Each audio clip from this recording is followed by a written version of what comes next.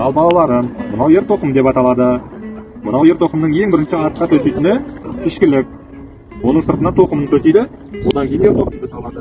Ер тоқымды салғаннан кейін оны тартпамен байлайды. Мынау аяқты қойып тұратыны үзеңгі деп аталады.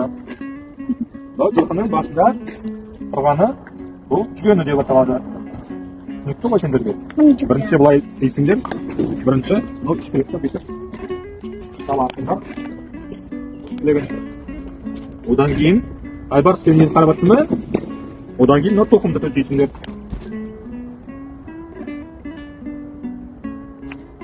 Тоқымды төсейсіңдер. Одан кейін ер тоқымды саласыңдар.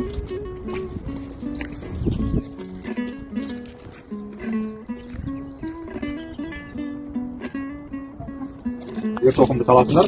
Мынау бұның аты таспа. Мен біріншімін көреға.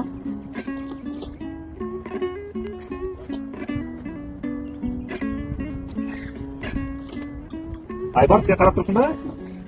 Телаға түсеміз. Алпамыс пен Берке қарап қалды. Көрдің бе, мынаны былай саласың. Одан кейін мынаны тағы да былай саласың. Мына жаққа тағы да былай саласың.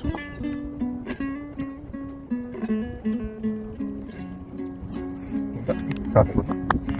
Көрдің бе? Мынаны күшті тұрады. Қарап тұрсың ба? Мынаны астынан аласың былай. Ауырмаймын.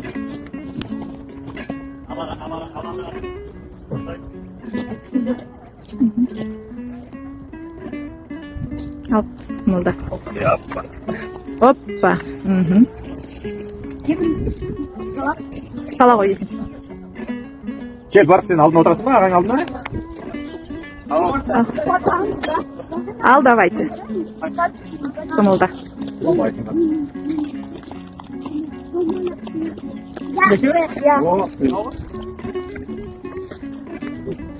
Қара балам, сен аттың басын бүйтіп тұрып жатсың, былай бұрыпшы. Олай болмайды ғой, қара. Тұрды ма? Жіпті былай тартасың.